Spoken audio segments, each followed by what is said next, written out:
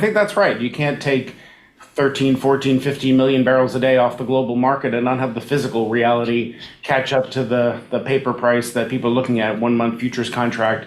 So I don't know if that's 4, 6, 8 weeks, but it's somewhere in that range that we're just going to, and we're already seeing that obviously in emerging markets in Southeast Asia, the kind of actions you see to close schools, shorten the work week, ration fuel, that makes its way over here when you have, dozens, if not 100 or more tankers on their way to the U.S. to pick up crude, and that physical shortage starts to manifest itself here as well. So, Professor, what's the difference for the U.S. today versus maybe 15 years ago? Now we're a net exporter versus 15 years ago a net importer. How's that change our policy, do you think?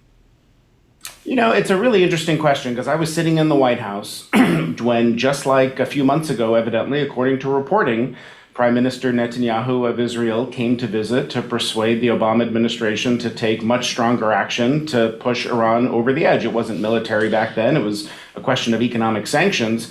And back then, the question was, how could you take 2.5 million barrels a day of Iranian exports off the market and not crater the U.S. economy in the process? Now we're talking about several multiples of that. It's oil's priced in the global market. Obviously, gasoline prices are going up. But it is really striking how much freer of a hand the United States has to take action abroad that disrupts global energy markets. The price of natural gas, of course, here is still below $3, whereas it can go to 15 or 20 in Europe and Asia. And as I said, even though oil's priced in the global market, it's not a perfectly fungible commodity. And that huge gap between paper and physical was showing up in Europe and Asia, not really in the United States. The transfer of wealth now on increased gasoline spending goes from U.S. consumers to U.S. producers, not abroad. That means a smaller impact on the macro economy. So the U.S. is in a much stronger position than it was just a decade or more ago. For the Strait of Hormuz, I guess if the world wasn't aware of how critical this piece of real estate was, body of water, I guess we all do now here. Is there ever a way to take that risk premium out of that oil going forward, do you think? It'll be there for a while, but it'll dissipate over time. Obviously, it depends a lot how this conflict comes to a resolution and what everyone can agree on.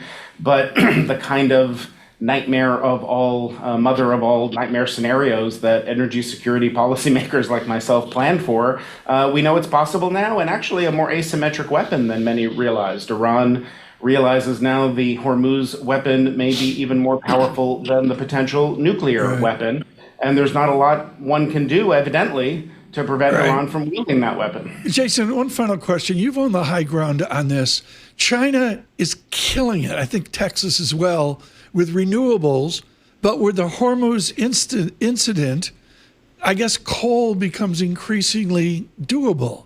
Renewables or coal? Who's going to win in this war? It's going to be different in different places. If you go to Europe, I mean, I think this is the sort of shock to the global energy system that has the potential to really push import-dependent regions to want to be more self-sufficient. And for many, that means electrify more. That's what China's been doing. China's been using coal and renewables. A place like Europe is going to use more renewables. But if you're in Indonesia or South Africa or other parts of Southeast Asia, coal is going to look like an appealing energy security and affordability option right now.